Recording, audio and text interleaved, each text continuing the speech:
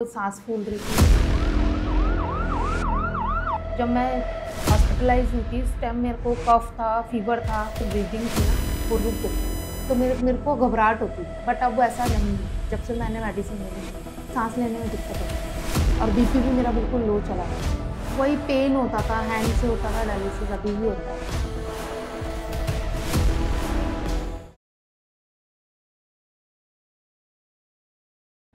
नमस्कार दर्शकों, हमारे साथ जुड़ी हैं एक पेशेंट गीता। इनका डायलिसिस चल रहा था और समस्या काफ़ी ज़्यादा थी, किडनी की समस्या थी। जानेंगे इनसे क्या क्या दिक्कत थी और कैसे कैसे इनको आराम मिला है। गीता, क्या प्रॉब्लम हो रही थी पहले आपको? सर पहले मेरे को सांस फूल रही थी और मेरा जो डायलिसिस होता था उस दिन मेरे को बहुत प्रॉब्लम होती थी। और जब मैं हॉस्पिटलाइज हुई थी उस टाइम मेरे को कफ था, फीवर था, काफ़ी चीज़ें प्रॉब्लम हो रही थी, सांस लेने में दिक्कत हो, मेरा जो ब्रीदिंग थी ना वो रुक गई थी। अच्छा। बट हाँ, एडमिट हुई थी। उसके बाद फिर मेरा ये यहाँ से मैंने ट्रीटमेंट कराया।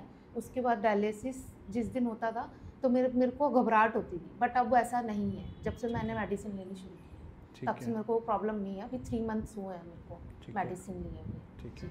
तो ब्रीदिंग रुक गई थी, मतलब काफ़ी ज़्यादा ऑक्सीजन लेवल कम हो गया था मेरा। ऑक्सीजन लेवल कम हो गया जी। सांस लेने में दिक्कत हो रही थी मुझे। सांस नहीं ली जा रही थी उसमें। जी। डायलिसिस कराने के आने के बाद बहुत तकलीफ हो रही थी। हाँ जी। और बीपी भी मेरा बिल्कुल लो चला जाता था। ठीक। जब मैं डायलिसिस पे जाती थी ना या डायलिसिस करवा के घर आती थी तो मेरा बीपी बिल्कुल लो हो जाता था, स्वेटिंग होती थी, बहुत घबराहट होती थी। बट अब वो नहीं है जब से मैंने मेडिसिन स्टार्ट की। ठीक है, चलिए बहुत अच्छी बात है। और पहले से अब में काफ़ी फ़र्क भी आया है। डायलिसिस जो था पहले काफ़ी तकलीफदेह हो गया था और आपके लिए मेंटेन क्या क्या तकलीफ हो रही थी पहले आपको?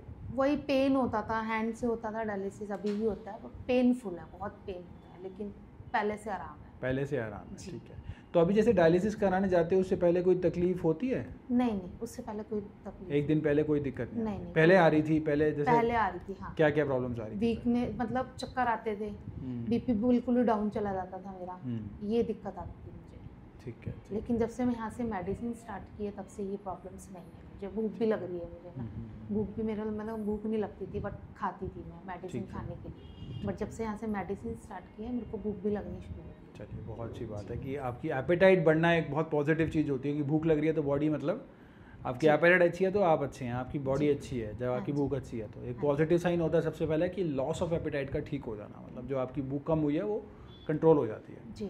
चलिए बहुत अच्छी बात है। तो काफ़ी ज़्यादा तकलीफदेह हो गई है, प्रॉब्लम गंभीर होती है। एज भी आपकी बहुत ज़्यादा नहीं है, मात्र 35 वर्ष आपकी उम्र है। जी। तो आप काफ़ी ज़्यादा उस समय प्रॉब्लम रही होगी आपको डेफिनेटली। बहुत ज़्यादा। तो क्या बताया था डॉक्टर्स ने जब आप गए थे उनके पास? Allopathy doctor? मैं तो एडमिट थी, मुझे नहीं पता, मेरे हस्बैंड को पता। ये उस टाइम पर आईसीयू में थे, जब हम लेके गए तो डायरेक्ट बोला कि आईसीयू में एडमिट करना पड़ेगा। एक्चुअली प्रॉब्लम क्या हुई थी, 2 दिन 3 दिन से इनकी सांस फूल रही थी।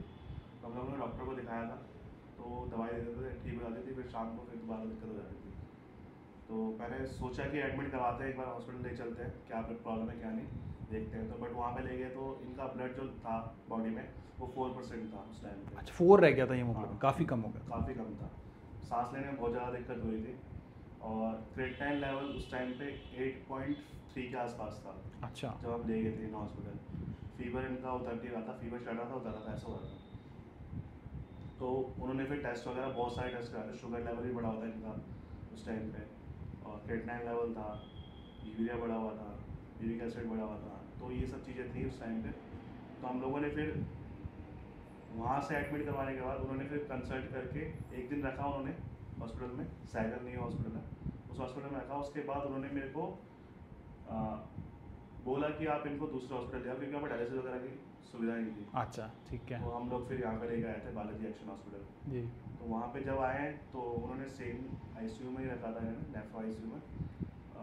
इवनिंग तक कंडीशन अच्छी हो गई थी क्योंकि डायलिसिस वगैरह स्टार्ट कर दिया था उन्होंने, तो अच्छी हो गई थी कंडीशन, और अभी तो बहुत बेटर है। डायलिसिस से टेम्परेरी रिलीफ मिला होगा, लेकिन डायलिसिस के दुष्प्रभाव धीरे धीरे पता चले होंगे जब बॉडी पे आने शुरू हुए, और अब वो दुष्प्रभाव भी नहीं है। तो बहुत अच्छी चीज़ है कि पहले इनका जो था प्रॉब्लम फिजिकली बहुत ज़्यादा थी और डायलिसिस भी रेगुलर करा रहे थे, लेकिन अब जो है काफ़ी चीज़ों में इनको इम्प्रूवमेंट मिली है और काफ़ी चीज़ों में अच्छा लग रहा है इनको। तो क्या मैसेज रहेगा किडनी पेशेंट्स के लिए? बहुत से किडनी पेशेंट हैं, परेशान रहते हैं, इधर उधर घूमते रहते हैं, भटकते रहते हैं, क्योंकि प्रॉब्लम गंभीर है और जो जहाँ जैसे मिलता है उसको समाधान वो जाता है, जैसे भी सुनता है कुछ कि चलो यहाँ जाना तो यहाँ चले जाता है, इस तरह की भावना रहती है पेशेंट्स की। तो आप क्या मैसेज देना चाहेंगे पेशेंट्स को? बस यही मैसेज देना चाहेंगे कि डायलिसिस जो है कभी ना हो, मतलब बहुत पेनफुल है वो, अभी भी मतलब बहुत पेनफुल होता है डायलिसिस। इलाज देखिए ट्रीटमेंट आयुर्वेदिक में थोड़ा धीरे धीरे होता है, लेकिन रिकवरी हो cure जाती है। जाता है पेशेंट ना, तो ये चीज़ है।